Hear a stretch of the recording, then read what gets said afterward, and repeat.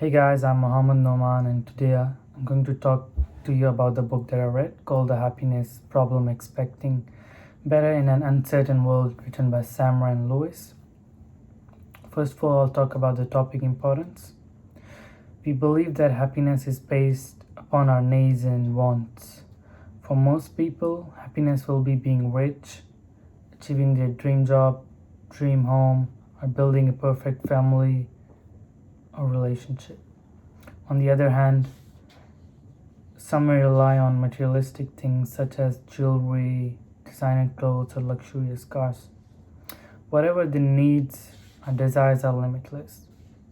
The book points out that even if we were to obtain everything we wanted, we would still not be happy due to our insecurities. The author tells us how we can still find happiness in our lives and society without needing to gain everything on our list of wants. This by trying to accept and understand failure and disappointments, since this is inevitable in life. Instead of trying to find the secret to happiness, the book states that we should try to find the secret to living peacefully within insecurity in this uncertain world. Presumably, this is an important topic for everybody, especially when times are uncertain than ever. We have been forced to give up the things that make us happy due to the current ongoing pandemic. Instead of planning negative thoughts and deciding that this is the end of happiness in our lives, we should rather learn how to live along with this new problem, find new solutions within this uncertainty. The ideas in this book may help aid and change the perceptions of happiness in our modern day workplace. Some of the ideas that I read in this book are about security, certainty, uncertainty, and curiosity. Firstly, I'll talk about security. Many of the things we think will make us lastingly happier do not, and many of the things that do make us happy in the long run do not make us as happy as we think they do. Happiness research has shown that nothing makes us live happily ever after. Take marriage as an example here, for instance. Many will say that their wedding day was the happiest day of their lives. But why is it the day and not the marriage by itself? Studies in the book have shown that this form of happiness is short lived. Sure, you'll be happy on your wedding day, but that does not guarantee that you will have a happy marriage. This idea explains that one certain happy aspect of our lives is not a golden ticket towards happiness for the rest of our lives. Just as you may have many days of happiness, you must also be prepared for the worst. Secondly, the mindset of happiness is one of uncertainty and possibility rather than certainty and predictability. This idea suggests that attempting to take control of everything in our lives will lead to disappointments and force us to keep solving problems rather than understanding our true needs. Once we discover ourselves and also others that are around us, our minds will broaden and we may focus on what we don't know. This story may be applied in the workplace since employees are expected to give their best performance and productivity. Curiosity is another one of the main ideas stated by the author in this book. By remaining curious towards our lives, we can discover what's possible within our commitments. This line states that if we are curious and learn about ourselves, we will find out how much we're actually capable of in order to prevent overexerting ourselves on workload and not going beyond our limits and doing more than our mind's abilities. This way, we can have more realistic expectations and avoid disappointments and sore losses.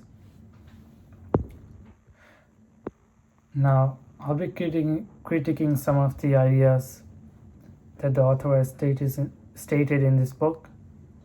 One of which is that we know what we need to be happy, it's just reality that stands in our way. By having control over our circumstances, we can change ourselves, others, and our environment to our liking. We can create the stable circumstances that will give us a lasting sense of meaning and satisfaction. People have different mentalities and approaches, and if everyone were to alter their way of thinking and give up certainty, as Samra and Lewis suggested, it may be a burden to most of the society. Furthermore, the social world is full of problems we can learn from. When people get sick with curiosity and compassion, we can better understand how to help them when people do bad things. We can pay more attention to the underlying conditions that cause them to do what they did. When people disagree with each other, we can discover the gains of truth in the views of those we disagree with, and so on. Some people learn from their mistakes and some stay the same. According to Samra and Lewis, we can help people by understanding the causes behind their wrongdoings. In my opinion, I think people should be partially punished for their crimes alongside understanding the reason why they did some crime, as it will not change the fact that they did something wrong, meaning the damage is already done. For example, if a fraud occurs in a workplace and the company loses its money, as well as the reputation of the organization is affected, this means that the damage has already been done. Even though whatever the reason the individual might have for doing it, that does not justify for what he has or she has done. Hence, when they are going through their punishment, they should be given proper education to learn about their actions and what could have been done instead of what they did. And they should serve their punishment.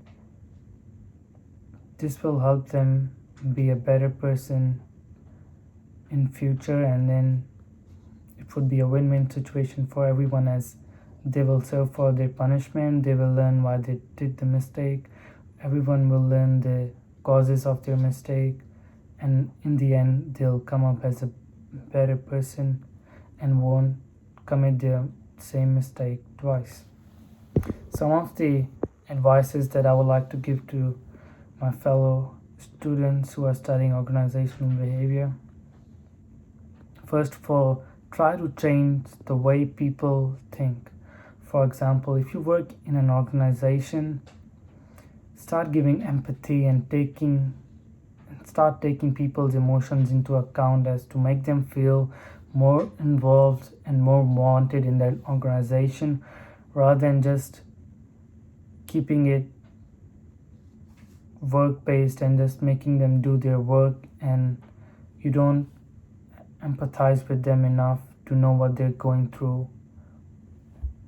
Another one of the advices that I would like to share is that changing the world by being more passionate about it.